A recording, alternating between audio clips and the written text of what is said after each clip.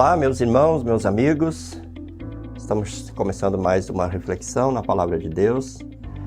E nesses últimos dias a gente tem sido bastante questionado a respeito de um posicionamento nosso, da Igreja Evangélica Luterana do Brasil, ou então da presidência da Igreja Evangélica Luterana do Brasil, a respeito da situação política que nós estamos vivendo. É muito comum pastores, líderes, publicarem vídeos e textos dizendo eu apoio fulano, eu apoio cicrano. E nesse sentido nós também somos seguidamente perguntados e questionados por que é que nós não nos posicionamos politicamente, por que é que nós não orientamos os membros da igreja no seu voto, especialmente no que se refere à escolha do presidente da República. Por isso, hoje nós queremos fazer uma reflexão a partir da história e também a partir da Escritura Sagrada. Nosso tema hoje é Juntos nos portando à luz das Escrituras e da história. Nos portando à luz das Escrituras Sagradas e da história. Vamos pensar um pouquinho, antes de adentrar na Escritura Sagrada, vamos pensar um pouquinho na história. Os evangelhos nos mostram também a história do cristianismo, que Jesus foi perseguido durante todo o seu ministério.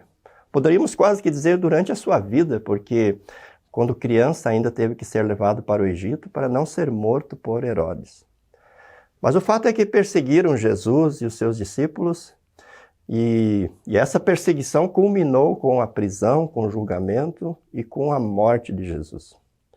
O fato é que Jesus ressuscitou, subiu aos céus, e a perseguição continuou aos seguidores de Jesus. Tanto é que nós temos registrado em Atos capítulo 7, versículos 54 e seguintes, a morte de Estevão, o primeiro mártir. Estevão foi o primeiro a ser martirizado por se declarar seguidor de Jesus Cristo. E nós sabemos que essa perseguição, ela continuou até o ano 312. 312, quando Constantino, o Grande, se converteu, ou foi convertido, né? E ele então passou a evitar, como imperador, ele se tornou imperador, a evitar a perseguição aos cristãos. Então foi um período, desde a ascensão de Jesus até 312, um período de muita perseguição. O povo de Deus foi perseguido pelos pagãos, pelo Império Romano, e foi perseguido pelos próprios judeus que não haviam se convertido ao cristianismo, os escribas, os fariseus, porque consideravam o cristianismo uma seita, e que, portanto, era inaceitável na visão deles. Portanto, nesses primeiros séculos do cristianismo, o cristianismo recebia uma ameaça que vinha de fora, a ameaça dos perseguidores. Foi um período em que os cristãos tiveram que se reunir em catacumbas, foi um período em que os cristãos não podiam se identificar, mas foi o período também que a igreja cresceu, e cresceu muito, e se manteve fiel aos evangelhos. Nós temos um livro muito importante que eu queria recomendar para você, que é o livro As Catacumbas de Roma, de Benjamin Scott. Esse livro relata como era a vida dos cristãos nesse período, e como eles, com o seu testemunho, ouvindo o evangelho, vivendo o evangelho, compartilhando o evangelho, transformaram o mundo de então, que era um mundo totalmente mergulhado no mal, totalmente mergulhado no ódio, e à medida em que o evangelho ia conquistando, alcançando os pagos e alcançando as pessoas, e as pessoas conheciam o evangelho, criam no evangelho, e tinham suas vidas transformadas pelo evangelho, isso foi transformando a sociedade, transformando o mundo num mundo melhor, num mundo com mais qualidade de vida, num mundo com mais amor, com mais paz, e com mais esperança. Pois bem, no ano 380, o cristianismo foi declarado a religião oficial do Império Romano. Ano 380. Possivelmente no ano 312 foi a conversão de Constantino, e no ano 380, alguns historiadores também citam o ano 384, mas foi ali entre 380 e 390 que o cristianismo foi declarado a religião oficial do Estado ou do Império Romano. E aí, o que é que aconteceu? A partir do momento em que o cristianismo passou a ser a religião oficial do Estado, houve uma mistura, houve uma confusão entre igreja e Estado. Igreja e Estado e igreja acabaram se misturando, se fundindo. E aí, para agradar o imperador, que era cristão, os governadores das províncias, os prefeitos também se declaravam cristãos. Enfim, muitas pessoas vieram para a igreja não porque estavam convertidas ou porque foram convertidas pelo Evangelho, mas por interesses políticos, por interesses econômicos, em busca de poder. Isso a partir do ano 380. E o que aconteceu a partir dali? Nós podemos encontrar nesse relato aqui de Justo Gonzalez. Isso aqui é uma coleção, um historiador chamado Justo Gonzalez. Aqui no volume 3, ele relata o que aconteceu nesse período após igreja e Estado passarem a caminhar juntos, quando não se fez mais a distinção entre igreja e Estado. E esse período é chamado de a Era das Trevas. A Era das Trevas. Período em que a igreja se afastou do Evangelho, se afastou da palavra de Deus. Pegou um caminho torto, um caminho sombrio, um caminho escuro, um caminho longe de Deus. E o que nós vemos de relatos neste período é um absurdo. E esse afastamento da igreja, dos propósitos de Deus, do Evangelho, ele foi acontecendo até na época em que nasceu Martinho Lutero. Em 1480, quando Martinho Lutero nasceu, a humanidade estava completamente afastada de Deus. Porque tinha se afastado do Evangelho, tinha se afastado da palavra. A igreja tinha se agarrado ao poder econômico, ao poder político, e tinha se afastado do poder de Deus, do poder do Espírito Santo, na palavra e nos sacramentos. Então vocês percebem que se até o ano 312 a ameaça era externa, a ameaça dos pagãos, dos judeus que não tinham crido, do Império Romano, a partir do ano 312, e mais especialmente a partir do ano 380, com a conversão de Constantino, e com a igreja ser transformada, a igreja oficial do Estado romano, com essa mistura de igreja e Estado, as ameaças passaram a estar dentro da igreja. A igreja agora não foi mais ameaçada de fora para dentro, mas ela foi ameaçada de dentro para fora, porque entraram na igreja pessoas que não estavam convertidas, entraram na igreja pessoas interesseiras, pessoas que não estavam ali por causa do Evangelho, mas estavam ali por outros interesses. É muito importante, se você quer compreender um pouco esse período, e especialmente compreender a obra de Martinho Lutero, é muito importante que você leia as obras de Lutero. Lutero, ele fez a análise apropriada dessa situação, e uma das coisas que ele enfatizou muito foi a distinção de igreja e de Estado. Lutero passou a falar, junto com os reformadores, de dois reinos, ou de dois governos, que ambos pertencem a Deus. Que Deus governa através da sua igreja, que é o reino da graça, e Deus governa através do Estado, que é o reino do poder. Ambos são ferramentas, são braços de Deus, pelos quais Deus governa, mas eles devem ser distintos. Você não pode separá-los, você não pode confundi-los, mas você deve distingui-los. Você precisa fazer a distinção de igreja e Estado. Então eu recomendo que você leia, além de você ler a Era das Trevas, para entender o que aconteceu nesse período em que igreja e Estado se misturaram. E é muito importante que você leia as obras de Lutero e que você leia também, eu quero recomendar um artigo do Dr. Clovis Prunzel. Você pode colocar lá no YouTube. O nome do artigo é Distinção e Articulação entre Igreja e Estado no Pensamento de Lutero.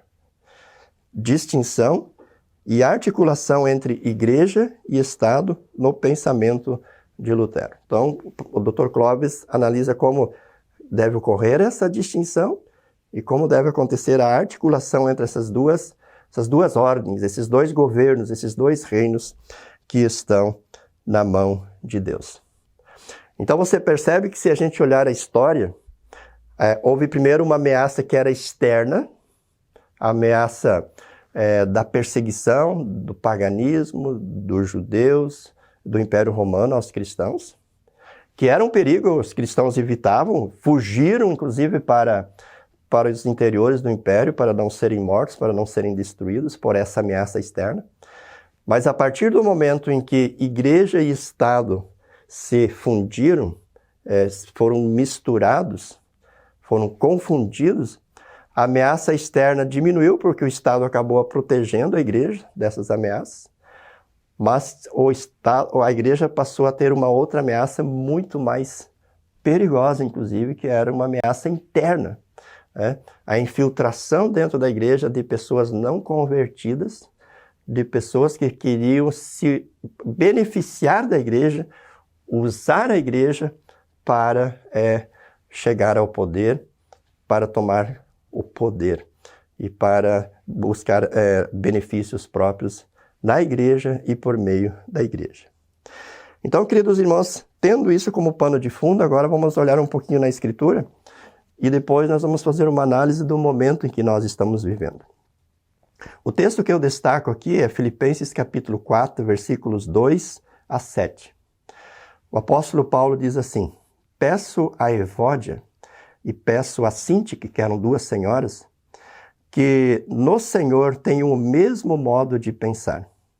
E peço também a você, fiel companheiro de jugo, que auxilie essas mulheres, pois juntas se esforçaram comigo no Evangelho, juntamente com Clemente e com os demais cooperadores meus, cujos nomes se encontram no livro da vida. Alegrem-se sempre no Senhor, outra vez digo, alegrem-se. E agora escuta bem, querido irmão. Que a moderação de vocês seja conhecida por todos. Perto está o Senhor.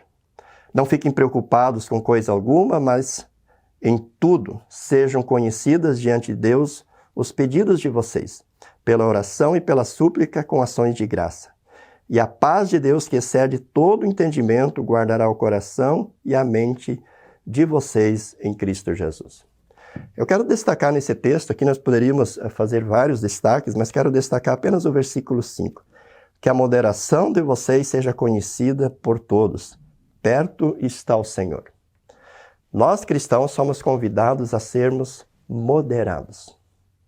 Nós não somos convidados aos extremos, ao extremismo. Nós somos convidados a sermos moderados. Que nós usemos de moderação.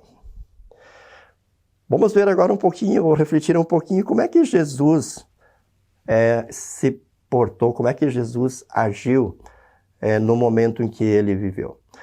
Jesus viveu num momento muito difícil, quando o seu povo, o povo de Israel, era dominado pelos romanos. E havia uma pressão social muito grande naquela época, muitos conflitos. Alguns partidos políticos progressistas queriam a libertação de Israel.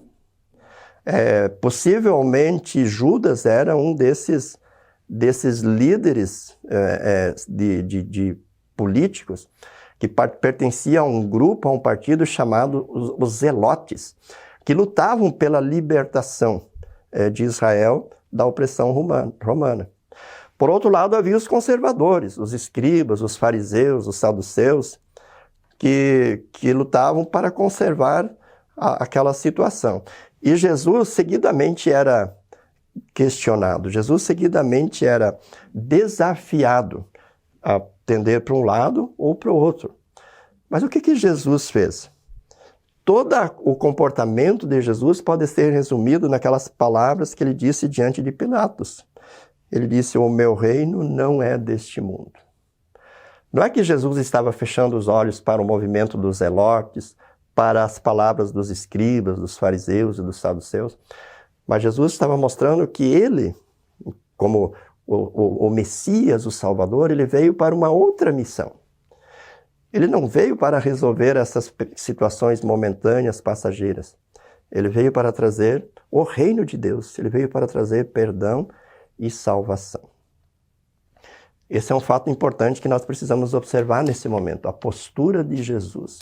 Veja, Jesus não se comprometeu ideologicamente nem com a ala progressista lá dos zelotes e nem com a ala conservadora, tradicionalista dos escribas, dos fariseus e dos saduceus. Jesus se manteve neutro em relação àquele movimento político, aquela disputa política que lá acontecia, porque ele tinha como foco a sua missão de oferecer para as pessoas muito mais do que uma vida em abundância aqui neste mundo, porque ele queria oferecer uma vida plena e eterna nos céus.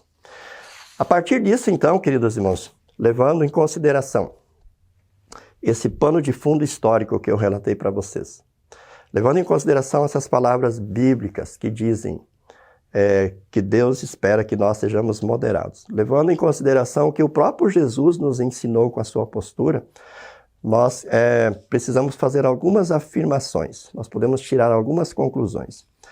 A primeira não cabe à igreja interferir no Estado e também não cabe ao Estado interferir na igreja.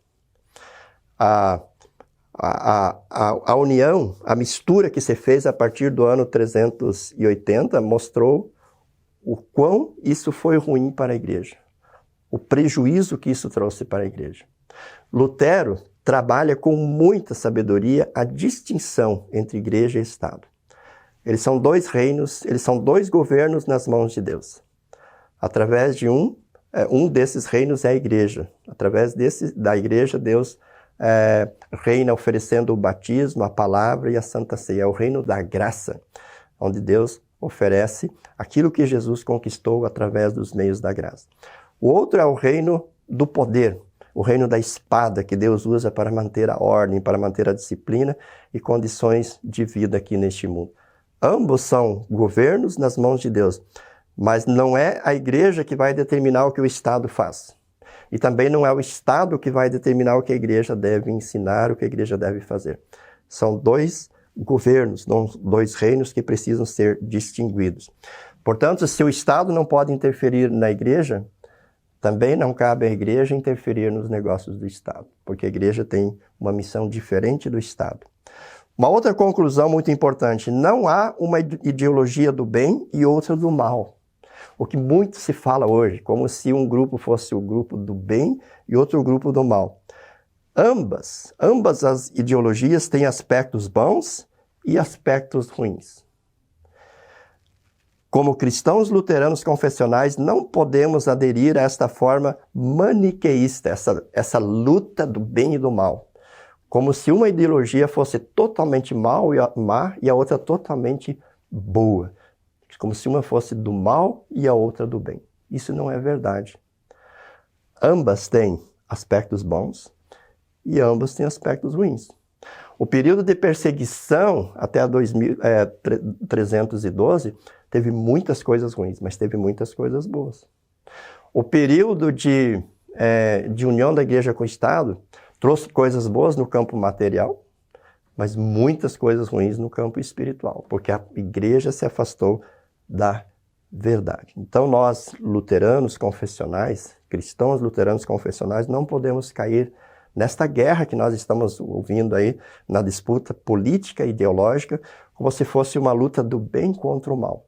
O mal, ele está em todas as coisas. Aliás, o mundo, diz a palavra de Deus, jaz no maligno. O que não é santificado, o que não é purificado pelo sangue de Jesus, é mal. E nós ainda, mesmo como cristãos, somos maus, porque o pecado ainda está em nós, o pecado ainda habita entre nós. Em nosso país, hoje, uma ideologia ataca claramente o cristianismo e é, portanto, uma ameaça externa, assim como foi a perseguição até o ano 312. É uma ameaça externa que vem de fora e ameaça o cristianismo. É só a gente analisar hoje, especialmente alguns grupos, algumas militâncias dentro de uma ideologia aqui no Brasil, a gente percebe que há uma ameaça nem velada, uma ameaça aberta ao cristianismo. Isso é um fato. Mas a outra ideologia que se utiliza do cristianismo para alcançar e manter o poder. E é, portanto, uma ameaça que se coloca dentro do cristianismo. Então, vocês percebem, irmãos? Se uma é uma ameaça de fora para dentro, porque na sua militância tenta combater o cristianismo, os seus princípios, a outra também é uma ameaça, porque ela usa o cristianismo para alcançar o seu objetivo. Ela usa o cristianismo para alcançar o poder. E ela faz aquilo que aconteceu lá a partir do ano 380. Ela tenta fundir, ela mistura igreja e Estado. Quando se percebe a igreja interferindo, especialmente no Congresso Nacional, tentando interferir no judiciário, tentando interferir no executivo, e se trazendo ações de políticos para dentro da igreja. Quando acontece essa mistura, a igreja corre o mesmo risco que correu a partir do ano 380, corre o risco de apodrecer. E ela tem uma ameaça, então, dentro dela, um perigo instalado dentro dela. Então, vocês percebem que as duas ideologias aqui no Brasil, a da esquerda e a direita, acabam sendo uma ameaça para o cristianismo. E nós precisamos ter a clareza e perceber esses aspectos. Agora, uma coisa muito importante, nem por isso o cristão deve se omitir de participar da política.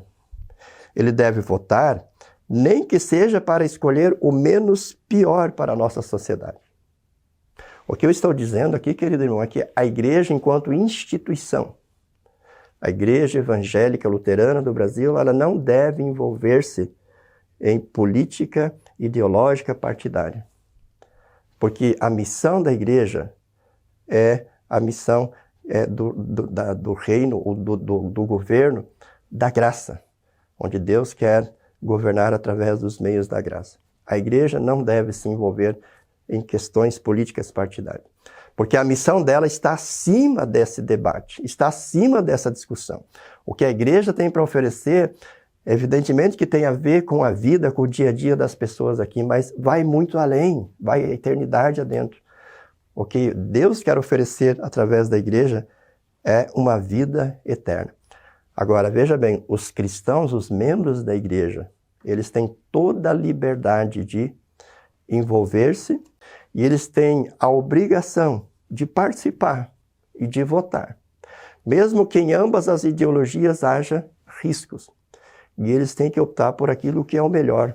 Ou às vezes, infelizmente, por aquilo que é o menos pior para eles, para os seus familiares, para os seus vizinhos, enfim, para os seus compatriotas. Uma outra coisa muito importante. A saúde e o futuro da igreja não dependem de nenhuma ideologia humana, mas do anúncio do evangelho e da administração dos sacramentos. A igreja não vai ser mais saudável se ela se abraçar com a direita ou com a esquerda. A saúde da igreja não está relacionada a nenhuma das ideologias. A saúde da igreja está relacionada àquilo que Jesus diz lá em Mateus 28, 19 e 20. Ide, portanto, fazei discípulos de todas as nações, batizando-os em nome do Pai, do Filho e do Espírito Santo, e ensinando-os a guardar todas as coisas que vos tenho ordenado. Ou como Jesus diz lá em Marcos 16, 15 e 16, ide por todo mundo e fazei discípulos, ide pregar o evangelho a toda criatura, melhor dizendo. E aí ele acrescenta, quem crer e for batizado será salvo. A igreja não sobrevive de aliar-se à esquerda ou à direita. E a igreja também não sobrevive de fugir das ideologias. A igreja ela se mantém imparcial. Ela se mantém neutra. E ela faz o seu trabalho. E a igreja vai sobreviver pela ação de Deus. A igreja vai persistir e ela vai continuar existindo pela ação de Deus através dos meios da graça. Outro aspecto importante. As Escrituras Sagradas não nos autorizam a julgar e a condenar quem pensa diferente de nós. Não podemos atribular a consciência daqueles que têm convicções políticas diferentes das nossas. Isso é uma coisa que está acontecendo muito, queridos irmãos. Se você votar nessa ideologia, você não é de Deus. Tem pessoas com problema de consciência quanto a isso. Como se numa ideologia você estivesse agradando a Deus e na outra você estivesse pecando contra Deus. As Escrituras Sagradas não nos autorizam a fazer isso. Porque nós precisamos entender essa questão da distinção de igreja e Estado. A questão da votação faz parte do reino da mão esquerda de Deus, do reino do poder. E nesse reino todos são livres para votar segundo a sua consciência, segundo a sua convicção. E ninguém tem o direito de julgar e de condenar aqueles que pensam diferentes, aqueles que têm convicções diferentes e votam numa ideologia diferente da sua. Todos têm a liberdade de fazer a sua opção. E as Escrituras Sagradas não nos dão o direito de julgar e de condenar. Então temos que fazer um trabalho para que as pessoas tenham a sua consciência tranquilizada, que elas têm o direito, sim, de fazer as suas escolhas. Outra afirmação importante. Como luteranos confessionais, precisamos continuar fazendo a distinção entre igreja e Estado, sob pena de deixarmos de sermos confessionais. Se nós cairmos na tentação de fazermos o que outras igrejas estão fazendo, de ocuparmos o púlpito para fazer política partidária, de fazermos da igreja um palanque político, nós deixamos de ser luteranos confessionais. Porque o luteranismo confessional, a partir de Lutero e seus companheiros, seus colaboradores na obra da Reforma, faz a distinção muito clara entre igreja e Estado. E a Igreja Evangélica Luterana do Brasil, para continuar sendo uma igreja confessional, ela precisa continuar mantendo essa sua postura, fazendo a distinção de igreja e Estado. A igreja não vai posicionar-se contra determinada ideologia e a favor de outra e vice-versa. A igreja ela se mantém neutra. A igreja ela se ocupa com algo diferente do que as ideologias se ocupam. A igreja ela se ocupa com o reino ou com o governo da mão direita de Deus, com o governo do reino da graça. Outra informação importante. A nossa missão enquanto instituição cristã como igreja não é dizermos em quem as pessoas devem votar ou em quem elas não devem votar, mas é ensinar a palavra de Deus e administrar os santos sacramentos para que os membros da igreja, estejam eles sob o regime de direita ou de esquerda, sejam sal da terra, luz do mundo, bom perfume de Cristo ou cartas escritas pelo Espírito Santo, conforme nós vemos em Mateus 5, 13 a 16. 2 Coríntios 2, 14 a 16 e 2 Coríntios 3, 2 e 3.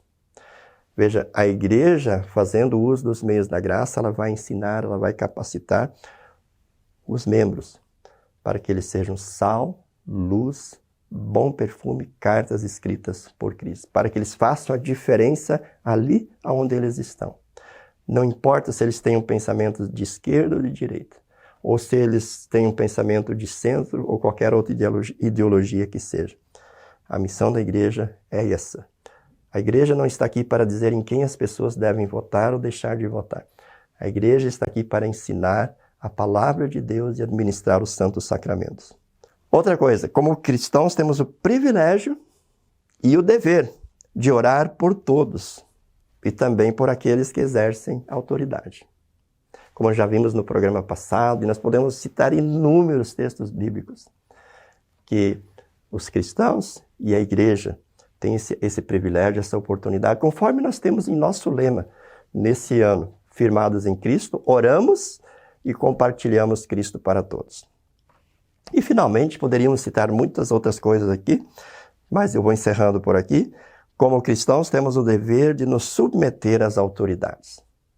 Se você ler Romanos 13, 1 a 7, você vai ver com toda a clareza que toda autoridade foi instituída por Deus. E ela passa a ser ministro de Deus para fazer a vontade de Deus aqui neste mundo. E aí não importa se essa autoridade tem uma ideologia de esquerda ou de direita. Conforme colocamos no programa passado, a nós cabe orar por essas autoridades, a nós cabe honrar essas autoridades, e a nós cabe pagar tributo, inclusive, e fazer tudo o que estiver ao nosso alcance para que as autoridades realizem a sua missão e façam com que haja paz, harmonia, prosperidade em nosso país, em nosso estado, em nossa cidade, para que possamos viver uma vida mansa, calma e piedosa, e para que Deus possa realizar o seu objetivo, que é levar, por meio da igreja, a palavra e os sacramentos, para que todos sejam salvos e cheguem ao pleno conhecimento da verdade. Portanto, queridos irmãos, à luz das Sagradas Escrituras e à luz da história, nós podemos concluir assim com toda a clareza que ambas as ideologias, todas as ideologias, têm seus aspectos positivos e negativos. Todas elas têm uma ameaça, ou de fora para dentro, ou de dentro para fora na igreja. E não cabe à igreja, que deve ser moderada e prudente, fazer essa mistura dos dois governos, dos dois reinos. Mas a igreja, assim como Lutero, assim como os reformadores nos ensinaram, precisa fazer essa distinção. E ela precisa entender qual é a sua missão. E ela precisa manter-se fiel a essa missão.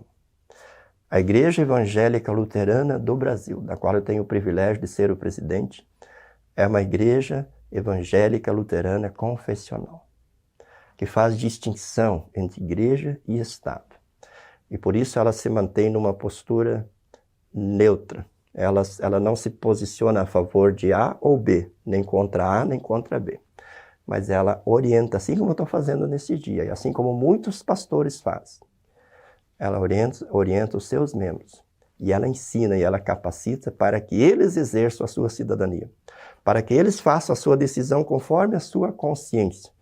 E lá onde eles optam viver, e lá onde eles optam viver a sua vida de cidadão, o seu envolvimento político, eles vão ser sal, eles vão ser luz, eles vão ser o bom perfume de Cristo. Portanto, se você não está sendo esse sal, se você não está sendo essa luz, se você não está sendo esse bom perfume, na sua militância política partidária, você precisa ser reavaliado. Você precisa se colocar diante do espelho da lei de Deus e você precisa perguntar se essa sua conduta, essa sua postura é compatível com aquilo que a palavra de Deus espera de você. Você, como membro da igreja, tem sim o direito e o dever de participar, mas de participar como filho de Deus, como a filha de Deus, com a postura que Deus ele pede, com a postura que a palavra de Deus recomenda, e vivendo sempre dentro daquilo da lei de Deus, especialmente do mandamento maior, que é o amor. Amor a Deus acima de todas as coisas, amor ao próximo como você ama você mesmo. Que Deus Espírito Santo nos abençoe, que Deus Espírito Santo abençoe você para que nos mantenhamos fiéis na nossa missão como igreja e na vocação que Deus deu para você, para mim e para todos os seus filhos. Um forte abraço, Deus abençoe a todos e até o nosso próximo programa. Tchau, tchau. Fiquem com Deus. Para saber mais, entre em nosso site radiocpt.com.br e acompanhe nossa programação. Siga e curta nossos canais no youtube.com/radiocpt, facebook.com/radiodaielb e o nosso podcast no SoundCloud e Spotify. E compartilhe a mensagem de Cristo para todos.